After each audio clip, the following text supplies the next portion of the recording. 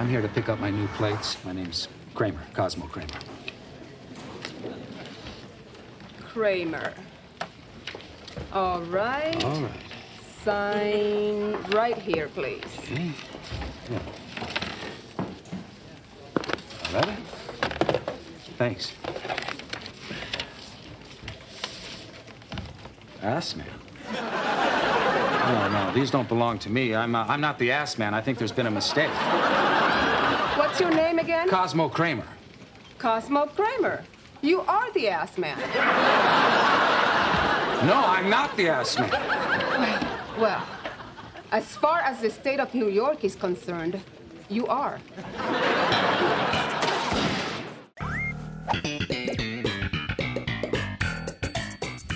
Oh my God, the scene that we're learning with today is just hilarious. I really can't wait to teach you a bunch of vocabulary, pronunciation, and American culture with one of my personal favorite series, Seinfeld. Take for instance this license plate that Kramer got here. In your country, do license plates, which is the thing that you put on your car showing that it's registered and has permission to be on the road, do they sometimes have personalized names? Well, we call these vanity plates. And I've lived in quite a few countries outside the USA, but that's the only place that I've ever seen these. So it can be quite funny or even fascinating when you're driving along in the United States and you see one of these on someone's car. And this series Seinfeld is absolutely packed with aspects of American culture like this. We're going to have a lot of fun seeing how Kramer resolves this mix-up today. By the way, we're saving all of the most important everyday expressions like vanity, license plate, and mix-up that we've just seen over on the Real Life English app. This is the absolute best experience that you can have with these lessons, and it's free to get started. All you have to do is click the link down in the description below, but I'm going to tell you more about that in a little bit. So for now, let's have a lot of fun learning English with this hilarious clip from Seinfeld.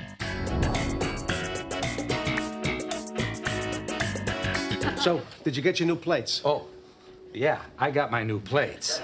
But they mixed them up. Somebody got mine and I got their vanity plates. What did they say? Assman. Assman? Yeah, Assman, Jerry. I'm Cosmo Kramer, the Assman. Who would order a license plate that says Assman? Maybe they're Wilt Chamberlains. It doesn't have to be someone who gets a lot of women. It could be just some guy with a big ass. Yeah, or it could be a proctologist. Yeah? Proctologist? Oh, come on. No doctor would put that on his car. Have you ever met a proctologist?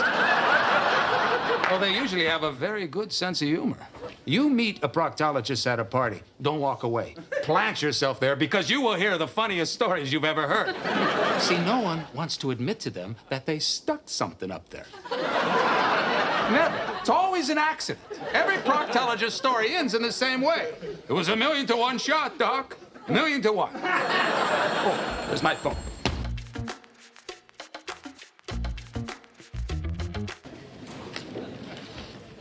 Kramer. All right. All right. Alrighty is a more playful or casual way to say all right. It's used to acknowledge something or transition to the next part of a conversation. Think of it as another way to say okay, but with a little bit more personality. You might hear someone use it when they're about to get something done or move on to the next step in a situation.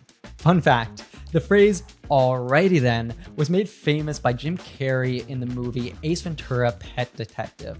So if you hear someone use it in an exaggerated way like this, now you know why. May I tell you what I think happened? Alrighty then.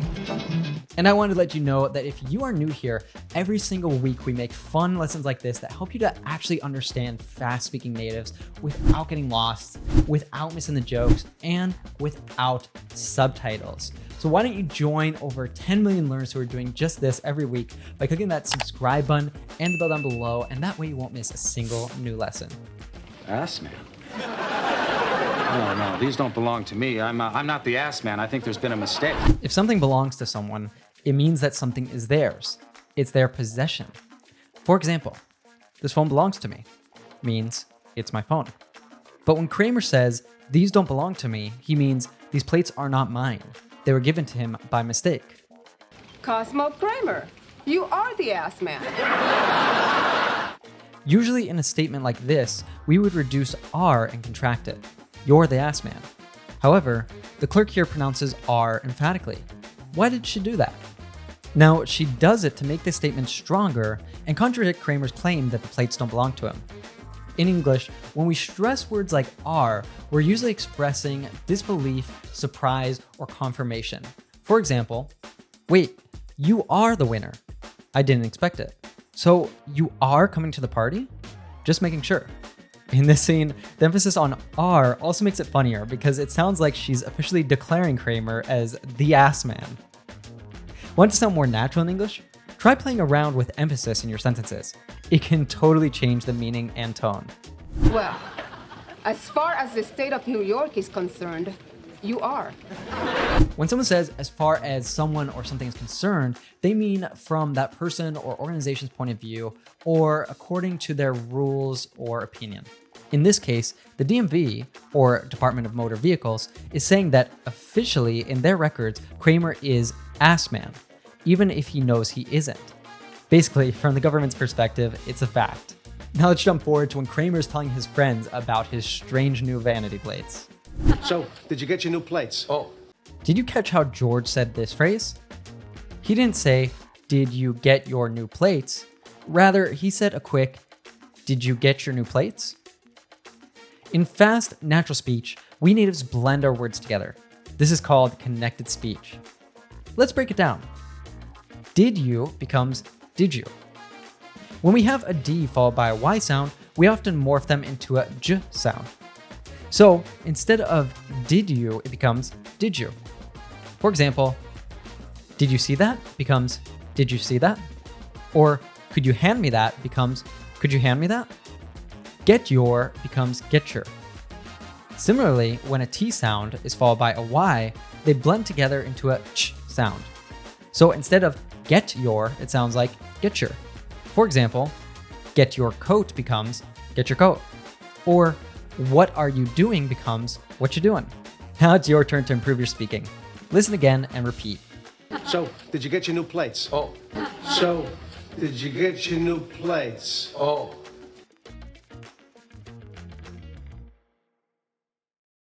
Yeah, I got my new plates, but they mixed them up. Ooh, nice phrasal verb here. When something is mixed up, it means things got switched, confused, or put in the wrong place. In this case, the DMV made a mistake and gave Kramer the wrong plates. For example, I mixed up the sugar and salt and now my coffee tastes terrible. Somebody got mine and I got their vanity plates. What did they say? Yeah, it's time for another speaking opportunity. So George didn't say a clear, what do they say? He said, what do they say? First, he reduced the do to the. Next, usually when we have a T followed by a D, T, or TH, we'll just pronounce one of the sounds. So here, we can hear George drop the T sound in what and just pronounced the D in do. So instead of what to do, it sounds like whatta. Your turn. Listen again and repeat. What did they say? What did they say?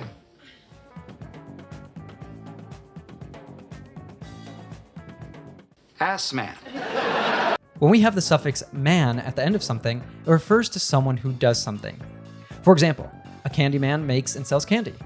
A tax man, like in the Beatles hit song, was an unpopular government worker whose job was to collect taxes. Ass is slang for butt. So we can deduce that an ass man would be someone who either likes butts or is known for their butt. Who would order a license plate that says Assman? Maybe they're Wilt Chamberlains. A bit of cultural insight for you. So Wilt Chamberlain was a legendary basketball player.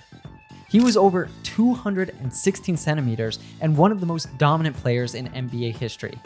But what does a basketball player have to do with the ass man? Chamberlain was also famous for his personal life. He once claimed in his autobiography that he had been with over 20,000 women. As you can imagine, it made him a pop culture icon. Now, to understand this reference, there's another expression you need to know. To get some ass. This means to have sex. So if someone gets a lot of ass, it means that they have sex a lot. So Assman might be an appropriate nickname for Chamberlain. Ass is a hugely versatile word in English. Now, if you want to have some laughs and learn how to use ass like a native speaker, you might want to check out some of Finnish comedian Ismo's hilarious stand-up. And some ass means sex. Like, I would like to get some ass. And to complicate it even more, ass can be divided, because if you are an ass, you're being stupid. But if you are half-assed, then you are not concentrating properly. And if you go even smaller, if you are a piece of ass, then you are beautiful. It could be just some guy with a big ass. Yeah, or it could be a proctologist. A proctologist is a doctor who specializes in treating problems with the rectum and colon, the lower part of the digestive system. Kramer suggests that Assman plates might belong to a proctologist because their job involves that part of the body. Proctologist? Oh, come on. No doctor would put that on his car. What do you think George meant by "come on" here? I agree. I don't believe it. That's a great idea.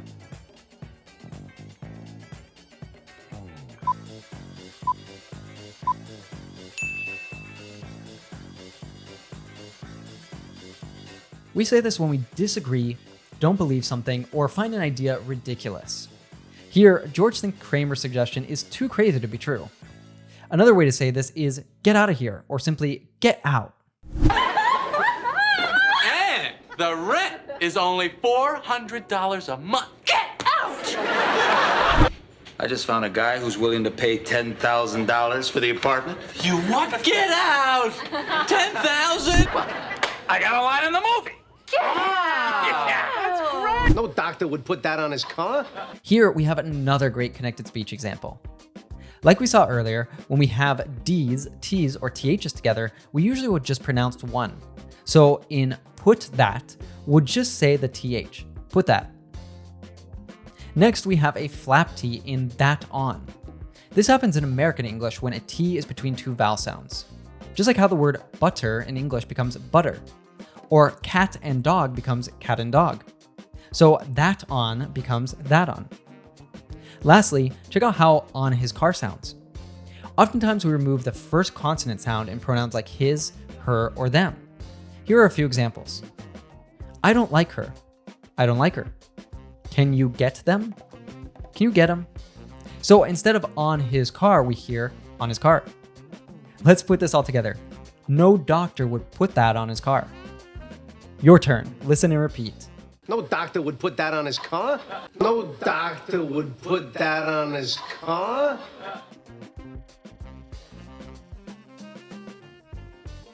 Plant yourself there because you will hear the funniest stories you've ever heard. I bet you know that a plant is a tree or flower, and as a verb is to put one of these in the ground, like we see here. But Kramer is using this verb to refer to a person. So what does he mean? Leave quickly, don't move, give someone a flower.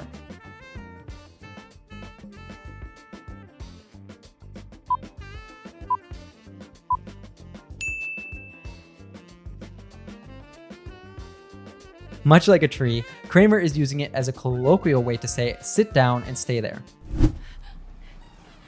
You, plant yourself in that seat. What are you gonna do with me? I said plant yourself. Plants don't talk. We can also use this verb to mean to put an idea in someone's mind. For example, my mother planted in my head a value of working hard. See, no one wants to admit to them that they stuck something up there. Now this part is funny. First off, if you stick something somewhere, you put that thing on or inside a place. For example, I stuck the milk in the fridge. When he says up there, he refers to inserting something in an upward motion. For example, we need to clean the chimney. Something is lodged up there. Finally, if you admit something, you say or confess that you did it, especially something wrong or embarrassing. So Kramer's joking that people won't admit they stuck something up their ass. I just want everything to be back the way it's supposed to be. Can you just admit? Admit. Admit what? I don't want to say it. It was 1,000,000 to 1 shot, Doc. 1,000,000 to 1. What a great expression. So imagine that you're playing a game and there's only a 1 in a million chance of winning.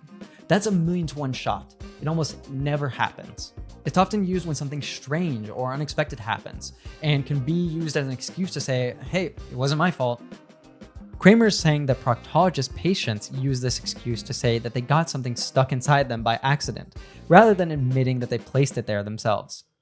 But the thing is, Daisy, we're not gonna die. Come on, the odds of us dying in a crash are 11,000,000 to 1. That's slightly lower than getting killed by lightning.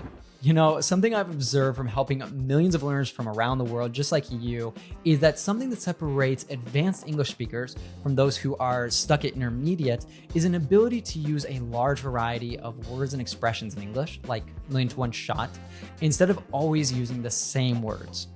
But if that's you that's stuck at intermediate, the barrier that's standing in your way is probably your memory, right? It's really hard to remember all those words. So I recommend that you give the Real Life English app a try. You can learn with Seinfeld and hundreds of other lessons and our vocabulary flashcards with expressions like come on, plant yourself, as far as someone's concerned, and the others that we're learning today. You'll see, it works like magic for your memory, and it's a lot of fun too. It's free to get started. Just click the link down in the description below. Moving on, later in this episode, George's father, Frank, falls on something and it gets stuck inside him. I mean, this really does seem like it was 1,000,000 to 1 shot. So in a hilariously typical turn of events that the series is famous for, Jerry and his friends accompany Frank to the proctologist.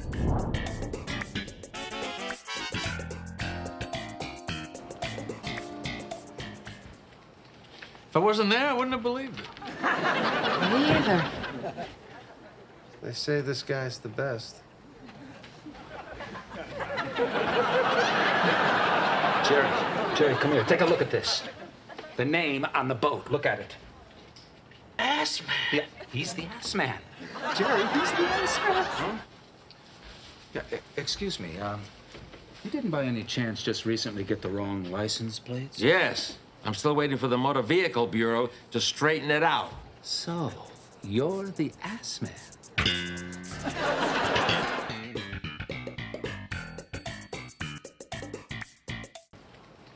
If I wasn't there, I wouldn't have believed it.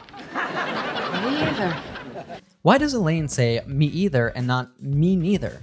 Aren't we supposed to say me neither after a negative sentence? You're right. In textbook English, the correct form is me neither. However, we natives love to break the rules. I'm not supposed to be here. Me either. How's it going? They just started. Yeah, excuse me. You didn't by any chance just recently get the wrong license plates? Yes. This is a polite, casual way to ask a question, especially when you are unsure about the response. You're guessing or checking if something is true. Kramer is trying to sound not too direct or accusing. He's just throwing the idea out there gently, like, hey, this might sound crazy, but could this have happened? You can use by any chance in everyday English too. For example, do you have a pen I could borrow by any chance? Are you free later by any chance? It makes your question sound softer and more friendly. Yes. I'm still waiting for the Motor Vehicle Bureau to straighten it out. This is a colloquial way to say to correct a situation. Remember how we learned the phrasal verb mix up earlier? Well, if a situation is mixed up, you need to straighten it out to resolve it. Dexter, I'm at the sheriff's station. Paul's pressing assault charges against me. I mean, how's it even possible? I was defending myself. Just stay calm. I know a lawyer. I'll straighten it out. I am calm. Ah, yeah. So I had so much fun teaching you English today with Seinfeld. It's one of my favorite series, and I highly recommend it to you if you've never watched it because it's a great way to connect with American culture and humor. But don't go anywhere because we haven't finished yet. In fact, I'd say this is the most important part. You're going to test everything that you learned today by watching the clip a final time without subtitles to see how well that you can understand now. I'm also going to increase the challenge for you by asking you some quiz questions. So you ready? Let's jump in.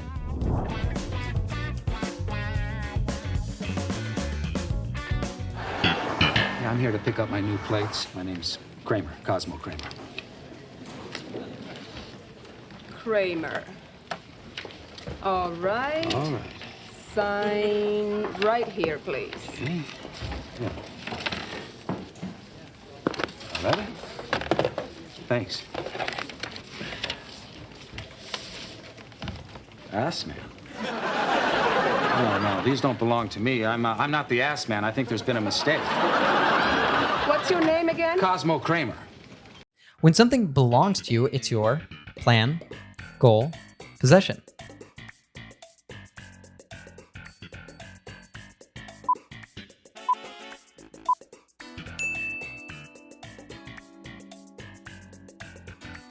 Cosmo Kramer.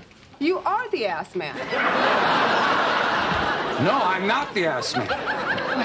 Well, as far as the state of New York is concerned, you are.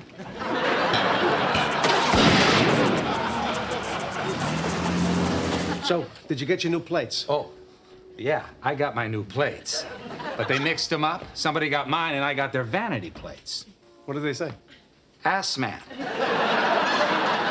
Assman? Yeah, Assman, Jerry. I'm Cosmo Kramer, the Assman. Who would order a license plate that says Assman? Maybe they're Wilt Chamberlains. It doesn't have to be someone who gets a lot of women. It could be just some guy with a big ass. Yeah, or it could be a proctologist. Yeah? Proctologist? Oh, come on. No doctor would put that on his car. Have you ever met a proctologist? Well, they usually have a very good sense of humor. You meet a proctologist at a party. Don't walk away. Plant yourself there because you will hear the funniest stories you've ever heard. To plant can mean to put a tree or flower in the earth, to not move, to put an idea in someone's head.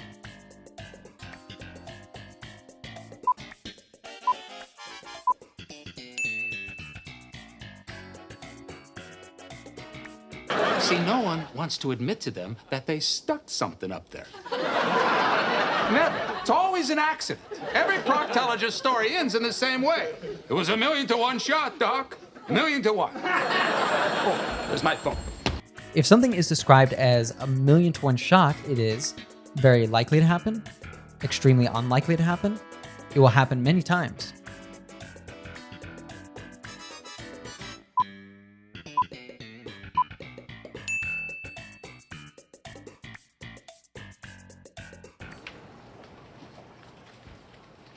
If I wasn't there, I wouldn't have believed it. Me either. They say this guy's the best. Jerry, come here. Take a look at this. The name on the boat. Look at it. Assman. Yeah, he's the Assman. Jerry, he's the Assman. Huh? Yeah, excuse me. You didn't by any chance just recently get the wrong license plates? Yes. The phrase by any chance is used when someone is unsure about something, sure about something, surprised about something.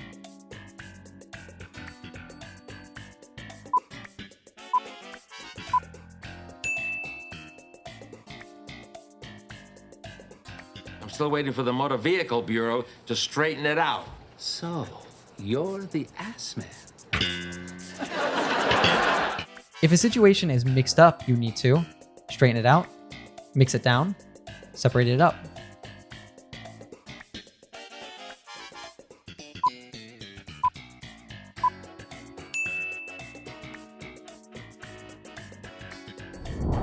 Aw, yeah, amazing work today. But don't let everything that you learned go to waste. We've already saved all of these words and expressions in our vocabulary flashcards on the Real Life English app. So you can click the link right in the description below to go directly to that and start studying with those flashcards right now. And if you're sticking with us on YouTube, remember to subscribe so you don't miss those new lessons, and you might want to check out this lesson next. That's fun. Why would you think that? That's crazy. I mean, what? Schmidt wrote the ad. Oh, I guess it was something about the words he used. It was like sun-soaked and beigey. What are you doing? Wow. What about these? These look beigey to you? Sorry. I'm his trainer, so it's kind of the house that Coach built right here. What are we looking at here? That's Baby Smooth. This is LLS. Ladies love Schmidt. What?